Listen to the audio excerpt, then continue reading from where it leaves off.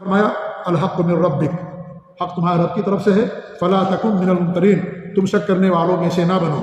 فمن حاجک فیہ من بعد ما جاءک من العلم، علم آ جانے کے بعد اگر کوئی آپ سے لڑائی کرے، جھگڑا کرے، فقل تعالوا، تو آپ ان سے کہہ دو کہ آؤ، ندعو ابناءنا وابناءکم ونساءنا ونساءکم ونساءکم وانفسنا وانفسکم، تم اپنی اولاد کو بلاؤ، ہم اپنی اولاد کو بلاتے ہیں، تم اپنی بیویوں کو بلاؤ، ہم اپنی بیویوں کو بلاتے ہیں، اور ہم دونوں اپنی جانیں لے کر کے نکلتے ہیں، ثم نبتہل، پھر ہم مباہلہ کرتے ہیں، ہم یعنی یہ کہتے ہیں کہ فنجعل لعنۃ اللہ الکاذبین، کہ اللہ تعالیٰ کی لعنت ہو جھوٹوں کے اوپر۔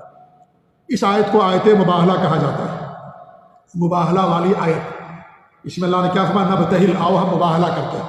مباہلے کا مطلب یہ ہوتا ہے کہ دو فریق کا ایک دوسرے پر لعنت کرنا اور بد دعا کرنا، دو فریق ہیں، ان دونوں کا ایک دوسرے پر لعنت کرنا، بد دعا کرنا، ہلاکت کی، بربادی کی یا موت کی بد دعا کرنا، اس کو مباہلہ کہا جاتا ہے۔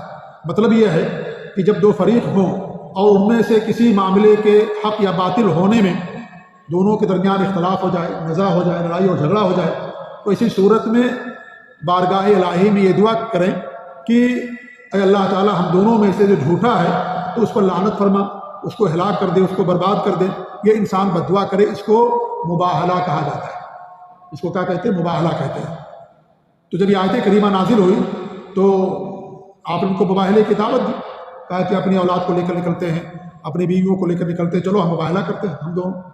لیکن وہ جانتے تھے کہ اللہ کے رسول صلی اللہ علیہ وسلم برحق ہیں، اگرچہ ایمان لے کر کے نہیں آئے، تو وہ مباہلہ کرنے سے انہوں نے انکار کر دیا۔ لوگوں نے کہا اگر مباہلہ کرو گے تو اللہ تعالیٰ کی لعنت تمہیں شامل ہو جائے گی، ہو سکتا ہے تم لوگ اپنے علاقے میں بھی نہ پہنچو اور راستے ہی میں نبی کی بد دعا تم پر صادق آ جائے، لگ جائے۔ اس لیے ان لوگوں نے مباہلہ کرنے سے انکار کر دیا۔ تو اس آیت کو آیت مباہلہ کہا جاتا ہے۔